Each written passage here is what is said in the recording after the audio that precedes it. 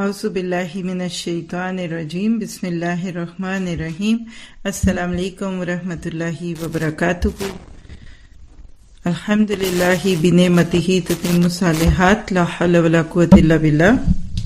قرآن کے موتی، pearls of قرآن، پارہ number 21۔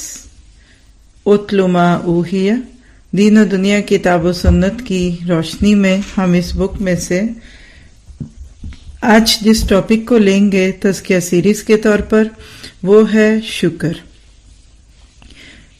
شکر بنیادی طور پہ وہ نقطہ ہے جس سے قرآن پاک کا آغاز ہوتا ہے۔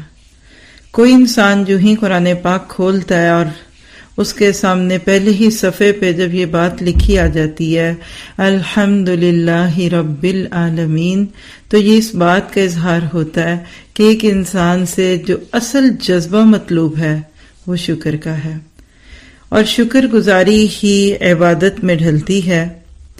انسان جس کے معاملے میں جتنا شکر گزار ہوتا ہے اتنا ہی اس کے آگے جھکتا ہے۔ یہی کیفیت بچے کی ماں باپ کے ساتھ رہتی ہے جب تک وہ ان کا ڈیپینڈنٹ ہوتا ہے۔ آہستہ آہستہ جب اس کی ضروریات کسی اور طریقے سے پوری ہونے لگتی ہیں تو وہ کچھ اور ہی راستے لیتا ہے۔ ہم خود بھی دیکھیں کہ جب تک ہم اپنے ماں باپ کے لیے بندھے ہوئے تھے یا وہ ہماری ضروریات کو پورا کرتے تھے ظاہری طور پہ بھی اور باطنی طور پہ بھی، تو ہمارا ان کے ساتھ کیا تعلق تھا؟ کبھی بچوں کو پاکٹ منی لیتے ہوئے دیکھا کرے، ماما 100 روپے دیجیے گا، ہیں ایک پینسل لینے کے لیے ہم کیسے سوچتے تھے، اور جب کوئی چیز ملتی تھی تو اس وقت دل میں ماں باپ شاید دنیا کے سب سے بڑے محسن اور جنرس انسان دکھتے تھے۔ لیکن پھر آہستہ آہستہ جب بچوں کی ضروریات پوری ہوتی جاتی ہیں، اللہ تعالیٰ کچھ اور ذرائع بنا دیتا ہے، تو انسان عموماً پھر ان رشتوں کو بھول جاتا ہے۔ یہی حال استادوں کے ساتھ ہوتا ہے۔ ہم جب تک استادوں سے علم لے رہے ہوتے ہیں، خیر لے رہے ہوتے ہیں، ہم ان کی عزت بھی کرتے ہیں، ہم ان کی قدر بھی کرتے ہیں۔ آج لینا چھوڑ دیے، کل تک یہ نہیں یاد رہے گا کہ وہ ہیں کہاں اور کیا کر رہے ہیں۔ تو کیا پتہ چلا کہ شکر گزاری کے جذبے، یہ وہ جذبے ہیں کہ جو ایک انسان کی زندگی میں بہت بنیادی کردار ادا کرتے ہیں، اور جتنا زیادہ شکر ہوگا اتنا ہی زیادہ ذکر بھی ہوگا اور اتنی ہی نماز خوبصورت ہوگی۔ دنیا میں ہم دیکھتے ہیں کہ کئی دفعہ ایک ہی چیز کے مختلف نام ہوتے ہیں نا، تو شکر ہی اصل میں مختلف طریقوں سے ہماری زندگی میں دکھتا ہے۔ اب جس کا شکر کرتے ہیں یا جس کی آپ کے دل میں کوئی جگہ ہوتی ہے نا، پھر آپ اس کا ذکر بہت کرتے ہیں۔ بچے کا، چھوٹا بچہ گھر میں ہے، آتے ہی ہر ایک کو آج اس نے یہ کیا، جس نے وہ کیا، اس سے یہ ہوا وہ ہوا، تو بس پھر کہہ لیجئے کہ جب ہم اللہ تعالیٰ کے ساتھ اپنے دل کے خوبصورت جذبات کو رکھتے ہیں تو انسان شکر کرتے ہوئے اللہ کا ذکر کرتا ہے، اور ذکر کی بہترین صورت نماز ہے۔ ہم سب نے اس بارے کو سنتے وقت اپنے اندر شکر گزاری لانے کی نیت کرنی ہے۔ آئیے دیکھتے ہیں کہ شکر کہتے کس کو ہے۔ شکر ہے قدردانی، نعمتوں کا اعتراف۔ جب دل میں آتی ہے تو دل کا شکر بن جاتا ہے، جب زبان پر آتی ہے تو زبان کا شکر، اور جب نعمتوں کو اللہ کی رضا میں استعمال کرتے ہیں تو یہ اعضاء کا شکر۔ پہلے کو شکر بالقلب، دوسرے کو شکر باللسان، اور تیسرے کو شکر بالجوارح کہتے ہیں۔ ڈکشنری میں اگر دیکھیں، یعنی آپ کہہ سکتے ہیں کہ لغت کی تعریف کیا ہے، تو گائے تھوڑا چارہ کھا کر بھی دودھ زیادہ دے۔ گویا کہ انسانوں کو کچھ نعمتیں بظاہر کم بھی ملے لیکن وہ اطاعت زیادہ کرے، عاجزی زیادہ ہو، فرما برداری زیادہ ہو، اور اسی طرح ان نعمتوں کو پھر اللہ کے راستوں میں لگائے جیسے اس نے لگانے کا حکم دیا۔ ہمارے تعلقات کی دو مختلف نوعیات ہیں، ایک خالق کے ساتھ اور ایک مخلوق کے ساتھ۔ خالق کے ساتھ تو شکر گزاری کا لفظ سمجھ ہی رہے ہیں۔ انسانوں کے ساتھ جب شکر کا لفظ آئے گا نا تو قدردانی۔ اللہ تعالیٰ تو خود الشکور ہے۔ بندہ اپنے رب سے اس بات کا اقرار کرتا ہے کہ آپ نے جو کچھ مجھے دیا میں اس کو ڈیزرو نہیں کرتا، دنیا میں آنے کا حق بھی نہیں تھا، آپ نے دے دیا۔ ہاں، ہم دنیا میں کچھ بھی لیتے دیتے ہیں تو قیمت ادا کرتے ہیں۔ ہم سوچتے ہیں کہ اللہ میں نے اس دنیا میں آنے کی قیمت تو نہیں دی، تو پہلا شکر اس بات کا کہ آپ نے مجھے انسان بنایا، جانور بھی ہو سکتے تھے، کیڑے مکوڑے بھی ہو سکتے تھے۔ پھر مسلمان بنا دیا، اس کا شکر، شعور دیا، اسلام دیا، قرآن کی محبت دی، اچھے برے کا فرق دیا، کوششیں کرتے گرتے پڑھتے جنت میں جانے کی طلب تو دی نا۔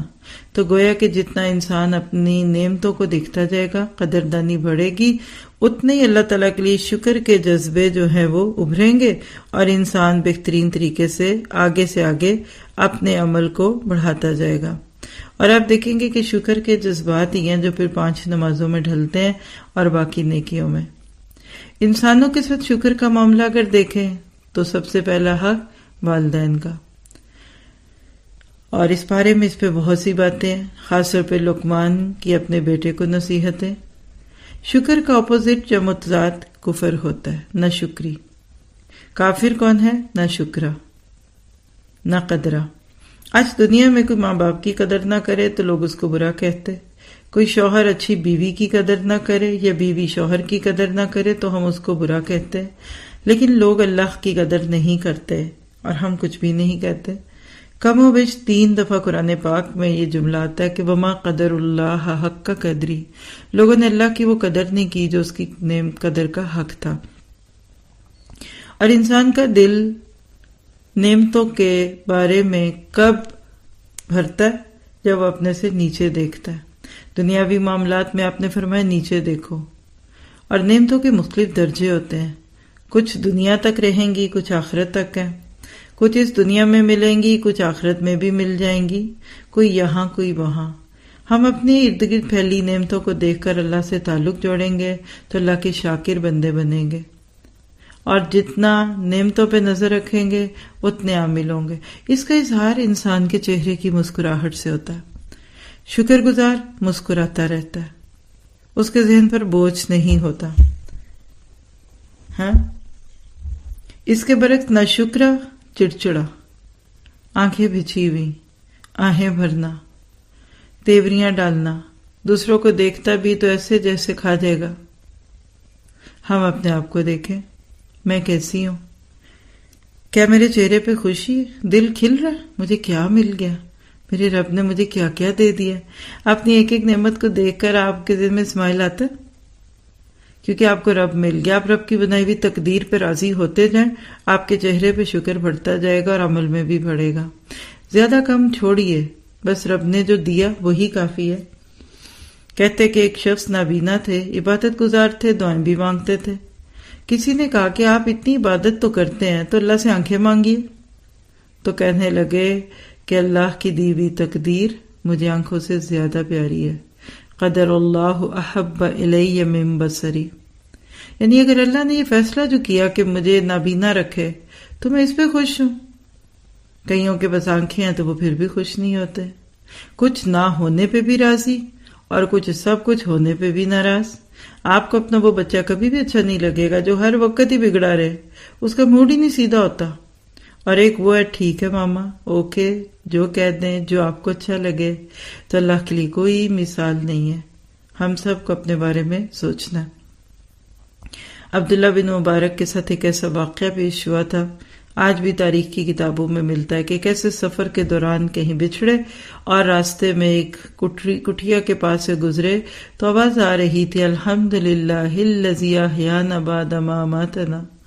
کیا کہا اس میں؟ الحمدللہ الذی عافانی مما ابتلاک بہ وفضلنی علی کثیر ممن خلق تفضیلا، یعنی اللہ تو نے مجھے دوسروں سے بہت ہی زیادہ اچھے حال میں رکھا۔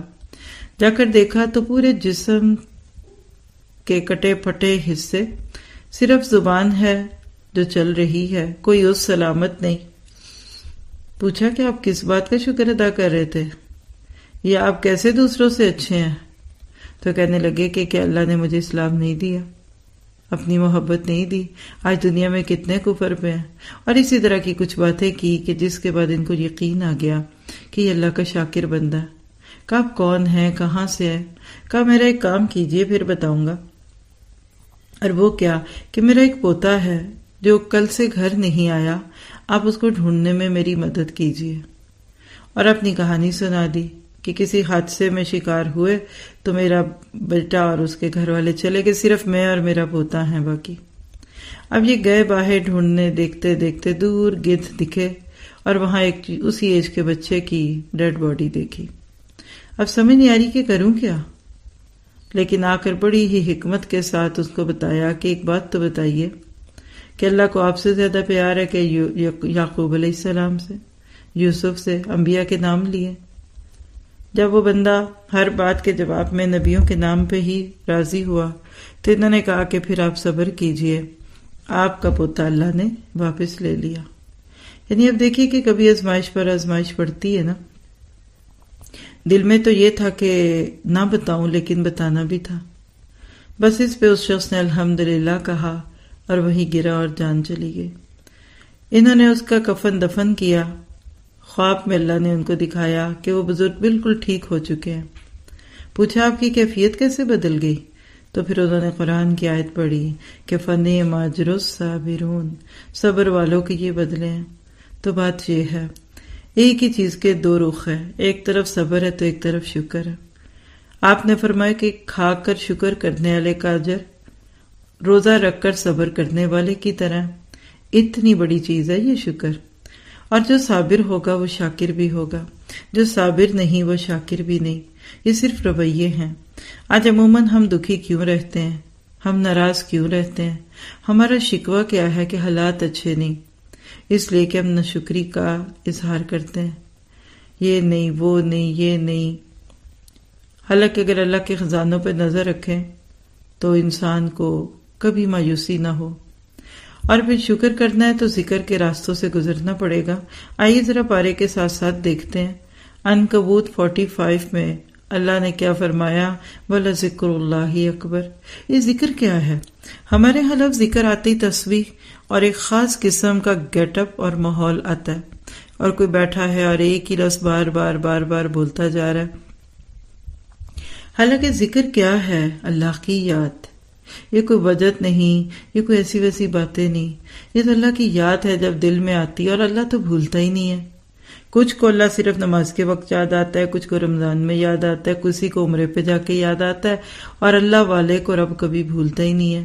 جب زبان پر یہ یاد آتی ہے تو یہ زبان کا ذکر ہے، اور جب یہ دل میں آتی ہے تو دل کا ذکر، اور پھر سارا دن انسان اپنے اعمال کے ذریعے ذکر بالجوارح کرتا رہتا ہے۔ گناہ کا وقت آیا، چھوڑ دیا، کیونکہ رب کا خوف ہے، وہ مجھے دیکھ رہا ہے، یہ بھی ذکر ہے۔ اور اس کے بعد پھر ہم رسمی طور پہ کچھ چیزوں کو کرتے کراتے ان چیزوں کی اصل کو بھول جاتے ہیں۔ لاکھوں بار ایک لفظ ہم ایک تسبیح پر پڑھتے ہیں، لیکن ایک بار بھی پڑھتے وقت شاید ہی اللہ یاد آ جائے۔ پورا قرآن پڑھ لیتے ہیں، چند گھنٹے میں 10-15 لوگوں کو جمع کرتے ہیں، قرآن پڑھ لیتے ہیں، لیکن شاید ہی ایک بار اللہ یاد آئے، شاید ہی ایک بار گناہوں کو یاد کیا جائے۔ تو بات یہ ہے کہ مطلوب کیا ہے کہ ذکر اور شکر۔ سورہ بقرہ میں تو اللہ نے دونوں کو ایک جگہ کر دیا، فَاذْكُرُونِي أَذْكُرْكُمْ وَاشْكُرُوا لِي وَلَا تَكْفُرُونَ۔ اس بندے کی نماز پھیکی ہے جس کے دل میں شکر نہیں ہے، اور نماز کا جو اثر ہے نا، إِنَّ الصَّلَاةَ تَنْهَىٰ عَنِ الْفَحْشَاءِ وَالْمُنکَرِ، اس پارے کی بالکل ابتدا میں کہ نماز بے حیائی اور منکر سے روکتی ہے۔ تو یہ بھی شکر گزاری کے ساتھ پڑھی ہوئی نمازوں کا حال ہوتا ہے۔ اگر یہ نہ ہو تو نمازیں بھی کیا ہوئیں؟ اللہ کے نبی کا سینہ ہنڈیا کی طرح کھولتا تھا۔ آج ہم اپنی نمازوں کو دیکھیں تو یاد رکھیں کہ کیا واقعی اللہ کی یاد ہے، اللہ کا شکر ہے۔ گھر میں کسی سے بھی محبت ہوتی ہے نا، تو آتے جاتے اس کا خیال، اس کی باتیں، چاہے وہ کوئی بچہ ہی ہو، چاہے وہ آپ کا سیل فون ہو، کسی کو گاڑی سے بڑا پیار، کسی کا دل چھوٹی سی بات پہ ٹوٹتا ہے کیونکہ اس چیز سے محبت تھی۔ جس کے دل میں شکر ہوگا نا، آنکھ بہے گی، آنسو بھی جھلکیں گے، ہر وقت خیال لگا رہے گا کہ میرا رب مجھ سے ناراض تو نہیں ہوا۔ پھر آپ اللہ سے ملاقات کے لیے بے چین ہوں گے، پھر نمازیں بوجھ نہیں لگیں گی بلکہ آپ انتظار کر رہے ہوں گے، الانتظار الصلاۃ الی الصلاۃ۔ اور ایسی پڑھی ہوئی نمازیں پھر آپ کو برائیوں سے روکیں گی۔ مردے نہیں روکتے نا، تو بے روح نمازیں بھی ہمیں نہیں روکتی۔ آج ہماری نمازوں کے آئینے میں ہم دیکھیں کہ ہم کیسے پڑھتے ہیں، محاسبہ کرتے ہیں، آج میری نماز زندہ ہے کہ مردہ؟ آج میری نماز میں اثر ہے؟ آج ہماری نسلیں نمازیں پڑھنے کے باوجود شیطان کا آلہ کار کیوں بن گئے؟ آج کیوں بتانا پڑتا ہے کہ یہ نمازی بھی ہیں؟ مسلمان تو وہ ہوتا ہے جس کے عمل سے پتہ چلتا ہے کہ یہ نمازی بھی ہے۔ برائیوں سے روکنے کے لیے کسی استاد یا کسی مبلغ کی ضرورت نہیں پڑتی. آپ کی نماز آپ کا پریچر، آپ کا مبلغ، آپ کا استاد بن جاتی ہے. پھر آیت 46-47 میں اللہ تعالیٰ ادب اور سلیقہ سکھا رہے ہیں کہ اگر غیروں سے بھی الجھو تو جھگڑے نہ کیا کرو، بحثیں نہ کیا کرو، اپنے رب کے شاکر بن جاؤ، دوسرے خود تمہاری طرف آنے لگیں گے. آیت 48 میں بڑی حقیقت ہے کہ اللہ کے نبی امی تھے، ورنہ تو جب آپ نے اقرا بسم ربی کا پیغام دیا تو لوگ کہتے کہ آپ کے استاد نے آپ کو سکھا دیا. تو یہ بھی اللہ تعالیٰ کی شان تھی کہ نبی کو امی رکھا، یہ بھی ایک رحمت تھی. اور آپ کو جو معجزات دیے گئے، جو نشانیاں دی گئیں، اس میں سب سے بڑا معجزہ قرآن تھا. آج بھی یہ قرآن اپنی جگہ پہ ایک معجزہ ہے. اتنے 100 سال گزر گئے، اس کی زبان نہیں بدلی، آج بھی فریش ہے. کبھی پڑھتے پڑھاتے ہوئے مجھے بھی نہیں لگا کہ یہ کوئی پرانی کتاب ہے. تو ہم محاسبہ کرتے ہیں کہ کیا میں اس قرآن کی قدر کرتی ہوں. آیت 57 میں کل نفس ذائقۃ الموت کی بات ہے. تقریباً تیسری دفعہ کل نفس ذائقۃ الموت کی بات ہے. تقریباً تیسری دفعہ یہ جملہ ادھر آتا ہے. آئیے ذرا اپنی موت کو سوچتے ہیں. کیا یہ زندگی نعمت نہیں؟ جب موت آئے گی تو کوئی روک سکے گا؟ اللہ تعالیٰ فرماتے تمہیں واپس تو میری ہی طرف آنا ہے حساب دینے کے لیے. ہم چند سیکنڈ کا حساب بھی نہیں دے سکتے. کہاں پوری زندگی؟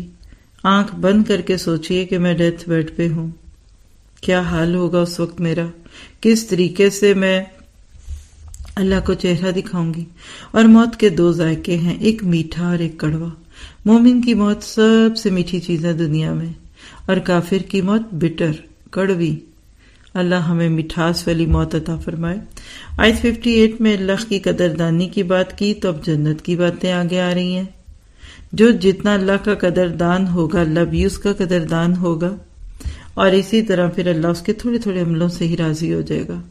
جو بندہ رب کی دی ہوئی نعمتوں پہ راضی ہوتا ہے نا، چاہے تھوڑی ہی لگیں، اللہ اس کے چھوٹے چھوٹے اعمال سے راضی ہوگا، بڑی نیکیاں نہیں مانگے گا. آیت 62 میں رزق کی بات ہے. تو ہم ذرا دیکھ لیتے ہیں کہ رزق کسی کو تھوڑا ملا، کسی کو زیادہ، کیونکہ کسی کو دے کے آزمایا، کسی سے لے کے آزمایا. آپ کے جو ایکسٹرا ہے نا، آپ کی ضرورت سے زائد الف، سمجھ لیجیے یہ میری نہیں. اپنے گھر کو اس نظر سے ذرا چھانٹیے گا. جو چیز 1 سال سے استعمال نہیں ہوئی وہ تو پکی بات ہے کسی اور کی تھی، آپ کی نہیں تھی، شیئر کر دیجئے، پھر کبھی ضرورت پڑی تو لے لیں. وہ چیز جو 6 ماہ سے نہیں استعمال ہوئی، اس کا مطلب کہ اس کا بھی حقدار کوئی دوسرا ہے. شیئر کر لیا کریں فیملیز میں، گلی میں، محلے میں. اچھا میرے گھر یہ چیز ہے، کبھی ضرورت ہوئی تو آپ لے لیجئے گا. اچھا فلاں آپ نے لے لیے، چلے میں آپ سے لے لوں گا. تو مسلم کمیونٹی ایسی ہی ہوتی ہے. آج بہت زیادہ خرچ کیوں بڑھ گیا؟ اس لیے کہ ہم ہر چیز اپ ٹو ڈیٹ کر کے اپنے گھروں میں رکھتے ہیں.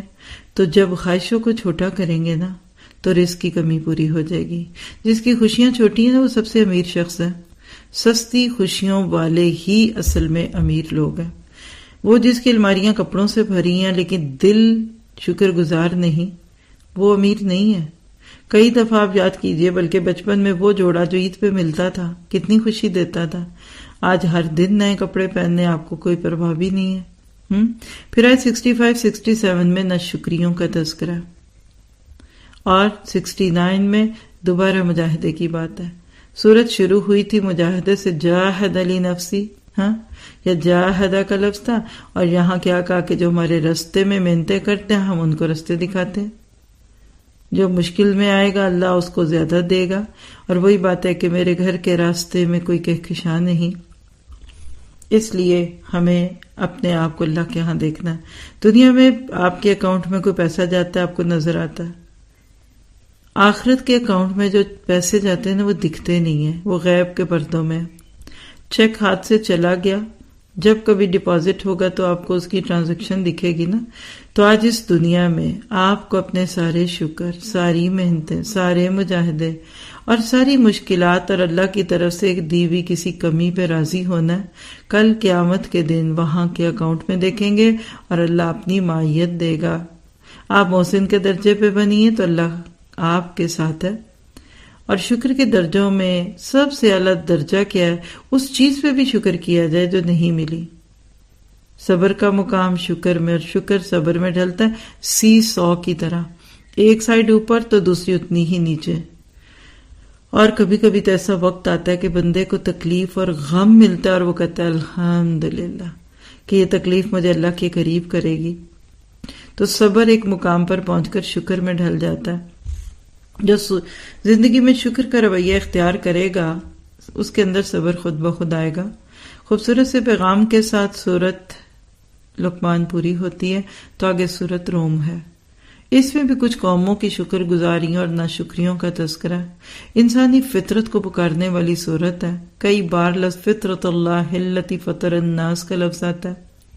غور و فکر کی دعوت ہے. نشانیاں ہیں اس میں. آیت 8 میں منکر کا لفظ ہے. ناشکرا پن ہی تو ہے منکر. لوگ گندی بےہودہ چیزوں میں انوالو ہو کر خود کو ناشکرے ثابت کرتے ہیں. اور اسی طرح سے ایمان والے کی زندگی ہر لمحے اللہ کے قرب کو پانے کی زندگی ہوتی ہے. کب جنت میں جاؤں گا, کب رب سے ملاقات کروں گا. اسی لیے مومن کی روح جب جسم سے نکلتی ہے نا تو اچھلتی بھی, خوشیاں مناتی ہوئی نکلتی ہے. یا ایتھا النفس المطمئنہ ارجعی الی ربک راضیۃ مرضیہ. وہ اسٹوڈنٹ جس نے کام کیا ہو وہ تو بے چین ہوتا ہے کہ اگلے دن اسکول میں جا کر چیک کراؤں چھٹیوں کا کام گرمیاں میں. اور جس نے چھٹیاں کھیل کود کے اور سو کے گزاری اس کو غم پڑا ہوتا ہے کہ آج جب پوچھا جائے گا سب سے تو میں کیا جواب دوں گا. تو جو لوگ اپنی زندگی کا بھرپور استعمال کر رہے ہیں, اپنے لیے بھی اور دوسروں کے فائدے کے لیے ہیں, دوسروں کے بھی فائدے کے اور اپنے لیے بھی, اللہ کا بھی قرب ہے اور بندوں کا بھی, ان کی موت آسان ہوگی. کافر اور فاسق اپنی زندگی کو ضائع کرتا ہے, اس لیے موت کی تلخیوں کا تذکرہ. آئیے سوال کرتے ہیں خود سے, کیا میں اللہ کی ملاقات کا انتظار کرتی ہوں؟ میری زندگی کس درجے پہ گزر رہی ہے؟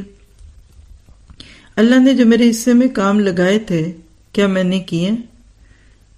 ایک صحابی جب دنیا سے جا رہے تھے تو اللہ کے نبی نے پوچھا, بتاؤ کیسا لگ رہا ہے؟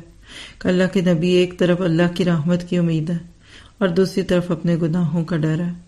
کہا تو مومن ہے, انت مومن, کیونکہ الایمان بین الخوف والرجاء, اللہ تیرے خوف کو ضائع نہیں کرے گا تو آپ اور تیری امید کو بھی پورا کرے گا. تو ایمان کو پانے کے لیے شکر گزاری. پھر اس کے بعد آیت 39 میں سود کا تذکرہ. شروع سے دیکھیں, آپ دیکھتے آ رہے ہیں کہ تیسرے پارے سے لے کر اب تک اشارت کنایتاً یہ موضوع آیا. اصل میں سود خور بھی ناشکرا ہے, جو دیا ہے اس پہ راضی نہیں ہے اور جس غریب کے پاس تھوڑا ہے اس سے بھی کھینچ رہے ہیں. آسائشیں, سہولتیں آپ کو اللہ نے دے دی, آپ شکر کیجئے. سود میں کیا ہوتا ہے؟ مال کو کھینچ لو, غریبوں کا خون نچوڑ لو. جس نے مجبوری میں آ کر آپ سے کچھ لیا اب آپ اس سے اور بھی زیادہ لے چلیں تو یہ ناشکرا پن ہے. پھر آیت 47 سے اگلی چند آیات میں قوموں کی ناشکری کا تذکرہ ہے. اور جب اللہ کی طرف سے کوئی پکڑ آتی ہے نا تو سمجھتے نہیں ہے کہ یہ کیوں آئی. اور علم والے کہتے ہیں کہ منافق کی مثال اس گدھے کی ہے جس کو پتہ ہی نہیں کہ میرے اوپر مالک نے جو بوجھ ڈالا ہے وہ خوش ہو کے ڈالا ہے یا ناراض ہو کے ڈالا ہے. تو آئیے ذرا سا اپنا محاسبہ کرتے ہیں کہ کیا میری زندگی میں شکر اور غم میں صبر ہے؟ کیا میں اللہ کی نعمتوں کو بطور ضمانت تو نہیں لیتے, حق سمجھتے ہوئے تو نہیں لیتی؟ کیا نعمتیں پانے کے بعد نعمتیں دینے والے کو بھول تو نہیں جاتی؟ کیا اللہ نے شوہر اور بیوی ہونے کے ناطے جو مجھے نعمت دی ہے میں اس کی نہ قدری کرتی یا کرتا تو نہیں؟ کیا میں اپنی آنکھوں, کانوں اور اپنے دل کا صحیح استعمال کرتی ہوں؟ کیا مجھے یقین ہے کہ اگر میں شکر کروں گی تو مجھے زیادہ ملے گا؟ کیا میں نہ شکری بیوی یا نہ شکرا شوہر تو نہیں؟ کیا میں نہ قدری بیٹی یا نہ قدرہ بیٹا تو نہیں؟ کیا میں اپنے رشتہ داروں کی محبتوں کی قدر کرتی ہوں؟ ایک ایک رشتے میں خود کو تول لیجئے, آپ کو پتہ لگ جائے گا آپ کہاں کھڑے ہیں. اور جتنا شکر زندگی میں آئے گا اتنی ہی مٹھاس آئے گی. کڑوی چائے کو ایک چمچ چینی میٹھا کر دیتی ہے, اسی طرح زندگی کی تلخیوں میں شکر کی چمچی آپ کی زندگی کو میٹھا کر دیتی ہے. لوگ آپ کو دیکھ کر پہچان ہی نہیں پاتے کہ آپ کو غم کیا ہے اس وقت, اب بیمار کتنے ہیں. یاد رکھیے ناشکرے بندے سے لوگ دور بھاگتے ہیں. ایک دفعہ سن لیں گے آپ کا دکھ, دوسری بار پیچھے ہوں گے, کہیں گے پیچھے ہو جاؤ. اور تیسری دفعہ تو فون ہی نہیں اٹھائیں گے. لوگوں کا کہنا کچھ اور ہوتا ہے اور کرنا کچھ اور ہوتا ہے. تو شکوے شکایتیں کرنے والے کسی کو بھی اچھے نہیں لگتے، پر افسوس ہے کہ آج ہمارا کلچر شکووں والا بن گیا. پھر سورہ لقمان میں تربیت اولاد کے خوبصورت نقطوں میں ایک خوبصورت نقطہ جو اولاد کو شکر گزار بنانے کا تھا. محسن بن جاؤ، نماز کرو قائم، نماز قائم کرو، زکوٰۃ دو اور آخرت کا یقین رکھو. پھر لاہ الحدیث کا تذکرہ ہے اس صورت میں، ہر وہ چیز جو انسان کو مقصد سے ہٹا دے. اللہ نے امت مسلمہ کو ایک بہت بڑی ذمہ داری دی تھی، وہ بھی ایک نعمت تھی، موقع تھا، پچھلے انبیاء والا کام دیا کہ کنتم خیر امت اخرجت للناس. لیکن وہ لوگ جو لہویات میں پڑ جاتے اور لغویات میں پڑ جاتے اور ٹائم ویسٹرز ہیں، ان کے پاس ہدایت کو چھوڑ کر غفلت کی زندگی گزارتے، جھوٹے قصے، کہانیاں، مقصد سے غافل کرنے والے واقعات اور وہ اچھل کود جس کو کوئی سنجیدہ انسان پسند نہیں کر سکتا. یہ الگ بات ہے کہ جب چاروں طرف یہ کچھ چل رہا ہو تو انسان اسی کو کچھ سمجھے. ایسے لگتا ہے کہ آج امت مسلمہ اس مقصد سے غافل ہو گئی. تو اللہ تعالیٰ ہمیں بامقصد انسان بنا دے. اور اس میں بھی اب دیکھیں آیت 12 میں شکر ہی بندے کو اللہ کا بندہ بناتی ہے. آپ اپنے بچوں کو شکر سکھا دیں، وہ اللہ سے بھی جڑیں گے، نمازیں بھی پڑھ لیں گے اور آپ سے بھی جڑیں گے. لقمان بالکل اسی طرح معروف تھے جیسے ہمارے کلچر میں علامہ اقبال معروف ہیں، اور ان کے صحیفے اقوال زریں کے طور پہ رکھے ہوتے تھے. جب قرآن آیا تو قرآن نے سارا فکشن زندگی سے نکال دیا. اور میں آپ کو پورے یقین سے کہہ سکتی ہوں کہ آپ نے کتنی ہی کتابیں کیوں نہیں پڑھ لی یا لکھ لی، جس دن آپ نے اس قرآن کو لفظ بلفظ کھول کر پڑھ لیا تو آپ کو پتہ لگے گا کہ اس کے بعد اب اور کچھ نہیں. تو اللہ سے یہ دعا ہے کہ اللہ تعالیٰ ہمیں شکر عطا کرے، اور یہی پھر بیج بن کر عمل صالح کے پودے لگواتا ہے. شکر آئے گا تو شرک نکلے گا. مشرک کو نعمتوں کی قدر نہیں، غیروں سے مانگتے ہو، رب کو چھوڑ کر کیا لیس اللہ بکاف عبدا. آپ بچوں کو شکر سکھا دیں، انشاءاللہ آپ کی نسلوں سے شرک نکل جائے گا. اللہ کی محبت، اس کا پیار، غیر اللہ سے بے نیازی. اور پھر اسی طرح ماں باپ کے ساتھ تعلق اچھا ہوگا نا تو پورے معاشرے سے اچھا تعلق ہوگا. آیت 14 میں بھی یہی نقطہ ہے کہ شکر شکر اور شکر ہے. پھر آیت 16 میں یہ بات کہ بچوں کے دل میں اللہ کا ڈر پیدا کیجئے، امی اور ابا کا نہیں. اللہ مجھے دیکھ رہا ہے، یہ احساس اس سے بہت گہرا ہے کہ امی ابو دیکھ رہے ہیں. پھر آیت 19 میں آوازوں کو پست رکھنے کی بات ہے ماں باپ کے سامنے. تو پوری سورہ لقمان کا بھی پھر آخری نقطہ شکر ہی ہے. آئیے محاسبہ کرتے ہیں، کیا میں اپنے بچے کو ایک شکر گزار بچہ بنا رہی ہوں؟ کیا میرے پرورش کے انداز میں بے صبری تو نہیں ہے؟ بچوں کو سپائل کرنا تو نہیں ہے؟ کیا میں اپنے بچوں کی ضروریات کو محدود کر کے پورا کرتی ہوں یا ان کی ہر خواہش کو پورا کرتی ہوں؟ کیا نام بچے کا لے کر میں اپنے ہی ارمان تو پورے نہیں کر رہی؟ آگے سورج سجدہ ہے، عاجزی، جھک جاؤ. وہ سجدے کہاں گئے، وہ زمین کے ٹکڑے کہاں گئے. یہ وہ صورت ہے جس کی 30 آیتیں اور اللہ کے نبی رات کو پڑھتے تھے. سوتے سوتے شکر سیکھ کر سو. ہر صورت میں شکر کا اینگل ہے آپ کے لیے. اس بارے میں کوئی ایسی رات نہیں جس میں سورۃ سجدہ کی تلاوت نہ ہو، گویا کہ آپ کی زندگی میں شکر کی اتنی اہمیت ہے. سورۃ ملک اور سورۃ سجدہ دونوں 30 آیتیں، وہ ایک ایسے لگتا ہے کہ 30 ڈیز کا ایک پلانر ہے. مقصد کتابوں کا بتا دیا کہ ہدایت ہے، صرف ان کو چومنا چاٹنا نہیں. اور آیت 15 میں اللہ کے سامنے سجدوں کی رکاوٹ تکبر، اس کا تذکرہ. اور آیت 17 میں تتجافی جنوبہم عن المضاجع، راتوں کو بستروں سے الگ رہنا، کروٹیں جدا ہو گئیں. چھپ چھپ کر عبادتیں کرنے والے، ان کے لیے رب نے چھپا کر جنتیں رکھیں. فلا تعلم نفس ما اخفی لهم من قرۃ اعین. بخاری کی روایت میں آتا ہے کہ جنت اتنی خوبصورت ہے کہ کسی آنکھ نے دیکھی نہیں، کسی کان نے سنا نہیں، کسی بشر کے دل پر اس کا خیال نہیں گزرا. اور پھر آپ نے سورۃ سجدہ کی آیت 17 پڑھی. تو گویا کہ دن بھر کے مشغلوں سے نکل کر اپنا محاسبہ کرو. آئیے سورۃ سجدہ سے بھی محاسبے کے چند نقطے لیتے ہیں. کیا میں ہر رات یہ سورت پڑھ کر سوتی ہوں؟ کیا میں نے اپنی تخلیق پہ غور کیا؟ اللہ نے مجھے کتنی پیاری آنکھیں، کان اور دل دیا. کیا میں قیامت کے مناظر کو ذہن میں رکھتی ہوں؟ کیا میری رات کا کچھ حصہ عبادت میں گزرتا ہے؟ کیا مجھے جنت کی طلب ہے کہ میں اس کے لیے کام کروں؟ اور اللہ تعالیٰ سے دعا ہے کہ وہ ہمیں محاسبے کی توفیق دے۔ اس کے بعد پارے کے آخر میں سورۃ الاحزاب شروع ہوتی ہے زبردست انداز کے ساتھ، براہ راست نبی صلی اللہ علیہ وسلم سے خطاب، تقویٰ کی بات۔ کیا پتہ چلا کہ اللہ کے حکموں کو ماننے کے لیے تقویٰ کی ضرورت ہے۔ جتنا تقویٰ اتنی ہدایت، اور جتنا شکر اتنا تقویٰ۔ جس کے دل میں اللہ کا خوف نہیں ہے نا، وہ بڑی سے بڑی بات سن کر بھی نہیں مانے گا۔ بالکل یہ انداز سورۃ نور کا بھی تھا۔ تو خاندانی صورتیں ہیں، گھریلو صورتیں ہیں سورۃ نور اور سورۃ احزاب۔ رسموں کو ٹوٹتا ہوا آپ اس میں دیکھتے ہیں، کیونکہ جب کوئی رسم عام ہو جاتی ہے نا تو اس کو توڑنا اتنا مشکل ہے کہ گویا کہ کسی کا دل توڑنا ہے۔ اور اس صورت میں پھر خواتین کے حجاب اور لباس کے معاملے میں حتمی حکم ہے۔ ایک عورت کا اپنے حسن کو چھپانا اس کی شکر گزاری ہے، قدردانی ہے۔ ہم ایک لالی پاپ بھی لیتے ہیں تو ریپر کے بغیر ہو تو اس کو استعمال نہیں کرتے، سیل ٹوٹی ہو تو اس کو واپس کر جائیں گے یا خریدیں گے نہیں۔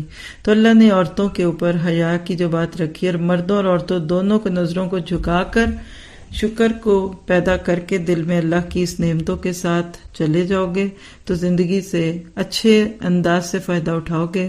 آئیے اللہ تعالیٰ سے یہ دعا کرتے ہیں کہ آج ہماری بہو بیٹیوں کو اور ہمارے بیٹوں کو باحیا بنا دے، ہماری نظروں سے لے کے ہمارے حال حلیے لباس پہننے اوڑھنے میں اللہ کا شکر دکھے، خاص طور پہ آرائش زیبائش شادیوں اور خوشیوں کے موقعوں پہ جو ہوتی ہے، اللہ اس میں سے نمائش کا رنگ نکال دے۔ پھر اس میں ہی پتہ چلا کہ دو دل نہیں ہو سکتے۔ ایک مرد کے دل میں کبھی جسم میں دو دل نہیں، رجل کا لفظ ہے، عورت کا نام نہیں آیا، کیونکہ جب بچہ پیٹ میں ہوتا ہے تو کچھ کیفیات ایسی ہوتی ہیں کہ دو دل ہوتے ہیں عورت کے۔ یہ قرآن کی ایک لنگوسٹک بیوٹی ہے جو کبھی ڈیٹیل سے آپ پڑھیں تو آپ دیکھیں گے، لیکن یہاں مراد یہ ہے کہ دو دلا ہونا تو منافق ہونا ہے۔ زندگی گزارنے میں کلیئرٹی ہونی چاہیے، آدھا اس کا آدھا نفس کا آدھا معاشرے کا۔ یہ چیزیں انسان کو اللہ کی نظروں میں گھٹاتی ہیں۔ پھر زہار کی بات ہے، منہ بولے رشتے، منہ بولی طلاقیں، کسی کو ماں کہہ دیا، کسی کو کہا یہ میرا بھائی ہے، یہ سب بیکار باتیں۔ شریعت سازی کا حق اللہ کے پاس ہے۔ پھر آیت 9 سے غزوہ احزاب کا تذکرہ ہے جو اگلے پارے میں بھی آئے گا۔ کیا تھی وہ مشکل وقت کی گھڑی کہ جس میں خندق کھودی گئی۔ ہمارے پیارے نبی نے پتھر باندھ کر پیٹ پہ پتھر باندھ کر خندقیں کھودی گئیں، تبھی اسلام کا دفاع ہوا۔ چاروں طرف سے غیر مسلم مسلمانوں پہ میلی نظر رکھتے تھے۔ اللہ کے نبی نے خندق کھود کر آج کے مسلمانوں کو پیغام دیا کہ تمہیں بھی ذہنی طور پہ خندقیں کھودنی پڑیں گی۔ اپنی نسلوں کو دین دو، ان کو اپنا ماضی سناؤ، نبی کی محبت دو، آخرت کا غم لگاؤ، تو پھر یہ تمہارے ذہنوں کو مسخر نہیں کر سکیں گے۔ کیسے دشمنوں میں پھوٹ پڑ گئی اور 1 مہینے کے محاصرے کے بعد واپس چلے گئے اور مسلمانوں کو بہت بڑی فتح ملی۔ اللہ کرے کہ آج بھی ہم ایمان کو بڑھا کر باقی اسباب کی کمی کو پورا کر سکیں۔ ایسے حالات میں منافقین کو اپنی جان کی پڑی رہتی ہے، اسی لیے پھر آیت 12 اور اس سے آگے کچھ آیات میں ایسے لوگوں کا ذکر ہے جن کو ہر وقت اپنی فکر ہے۔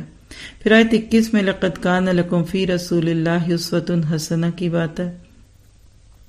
اللہ کے نبی کو ایز اے رول ماڈل قبول کرنا یہ شکر گزاری ہوگی۔ اتنا پیارا لیڈر اللہ نے دیا اور ہم اس کو چھوڑ کر دوسروں کو دیکھتے ہیں۔ ہم ادھر ادھر سے جا کر ہدایات لیتے ہیں اور اپنے پیارے محسن کو چھوڑ دیتے ہیں۔ تو یاد رکھیے جو محسن کی قدر نہیں کرتا اس سے زیادہ بیکار شخص کوئی نہیں ہے۔ ہمارے پاس ایک بہترین نمونہ ہے، اسی کو لیتے جائیں۔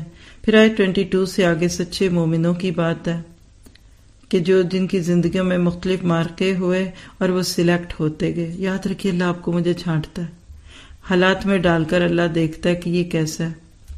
جیسے کبھی سبزی فروش کو دیکھے نا، سبزی کو چھانٹتا ہے، اچھے ٹماٹر برے ٹماٹر بڑے ٹماٹر آلو بڑے چھوٹی چیزوں کو الگ کرتا ہے۔ اللہ بھی ہمیں ہمارے دل کے مطابق سلیکٹ کرتا ہے اور مختلف آزمائشوں میں پروجیکٹس میں ڈال کر ہمارے ایمان کو بھی نکھارتا ہے اور نفاق بھی کھل کر آتا ہے۔ آیت 23 میں ایک عہد کا ذکر ہے کہ جب کوئی منت مانتے تھے، نیت کرتے تھے تو اس کو پورا کرتے تھے اور اللہ کو بھی دکھاتے تھے کہ ہم کیا کر سکتے ہیں۔ آیت 24-25 میں اللہ کے وعدوں کا تذکرہ اور اللہ تعالیٰ اپنے وعدہ کو پورا کرتا ہے۔ یہ تو ایسی لمبی کہانی ہے کہ جس کو ہم پڑھتے ہی جائیں اور اپنے ایمان کا جائزہ لیتے رہیں۔ اللہ تعالیٰ سے دعا ہے کہ ہمیں اپنی اصلاح کی توفیق دے۔ پارے کے اینڈ میں 28 آیت میں کچھ آپ کے ازواج سے متعلق بات ہے جس کو ہم انشاءاللہ اگلے پارے میں دیکھیں گے۔ سبحانک اللہم و بحمدک، اشہد ان لا الہ الا انت، استغفرک و اتوب الیک۔ السلام علیکم و رحمۃ اللہ وبرکاتہ۔